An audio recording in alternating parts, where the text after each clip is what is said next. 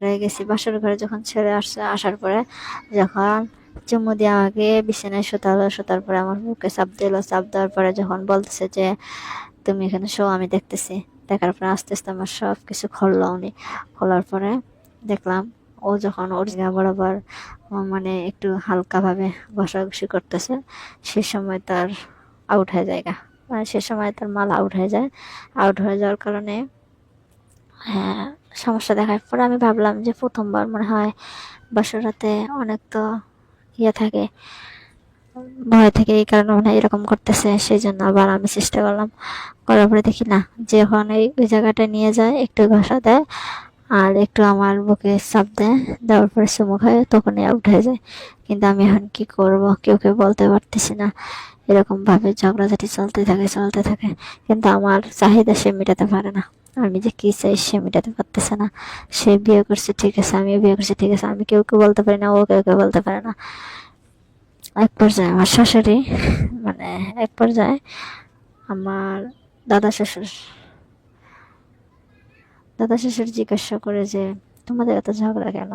পরে একদিন দাদা শ্বশুরের পাশে বসে সব বিস্তারিত কথা বললাম। বিস্তারিত কথা বলার পরে আমি বললাম যে দাদু, আমার চাহিদা বলতে তুমি বুঝো। দাদু বলে কি চাহিদা, আমার বোঝো বল, নাহলে আমি বুঝবো কিভাবে। পরে আমি বলি দাদু, ও যদি একটু কিস খায়, একটু বুকে হাত দেয়, দেওয়ার পরে কিন্তু ওর জিনিসটা আউট হয়ে যায়। আউট হয়ে যাওয়ার পরে আতে পারে সেটা অনেক কষ্ট। পরে আমার দাদা শ্বশুর বলে আচ্ছা ঠিক আছে, ওর জন্য আমি চিকিৎসার ব্যবস্থা করবো, অতদিন তুমি আর ঝগড়াঝাটি করো না। পরে আমি বললাম আচ্ছা দাদু, যা খুব ভালো মনে করো তাই করো। করার পরে সে তার নাতিকে বিদেশ পাঠানোর সম্ভাবনা করে দিল, এবং বিদেশ পাঠিয়ে বলে যে ওখানে যা, এক ডাক্তারের সাথে যোগাযোগ কর। কিন্তু তার একটাই সমস্যা, ওখানে গেলেই ভিতরে প্রবেশ না করাইতে আউট হয়ে যেত। তার কারণে আমার ভালো লাগতো না।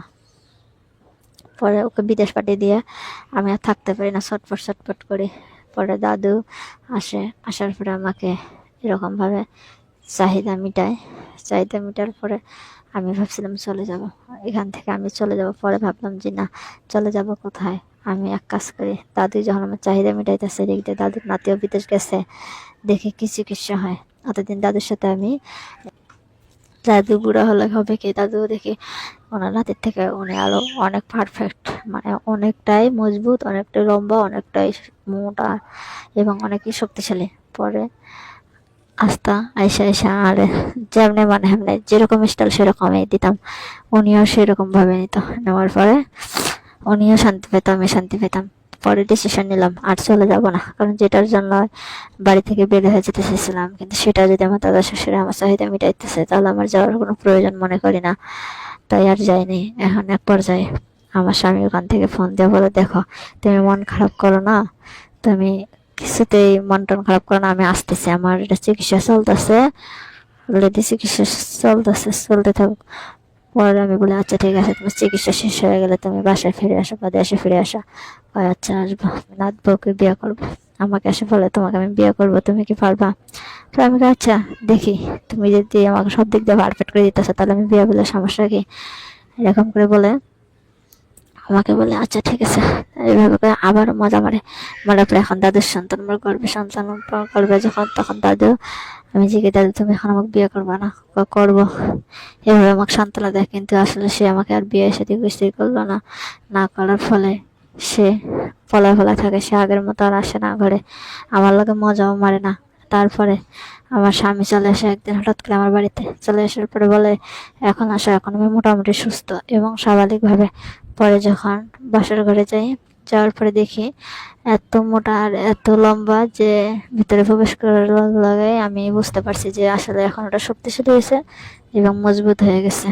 আমি অনেক শান্তি ফিল করতেছি। কিন্তু পরে আমাকে বলতেছে যে তোমার গর্ভের সন্তান, মানে পেটটা তো উঁচু কেন। পরে আমি বলি যে আমার গর্ভের সন্তান। তখন আমাকে বলে এটা কার সন্তান, আমারটা তো লাগাইলে আউট হয়ে গেছিল, এখন এটা কার সন্তান। পরে আমি বলি যে এটা তোমারই সন্তান। তখন সে, আমার স্বামীও তখন আর আমাকে মেনে নেয় না, এবং আমার দাদু আমাকে, মানে দাদু শ্বশুর আমাকে মেনে নেয় না।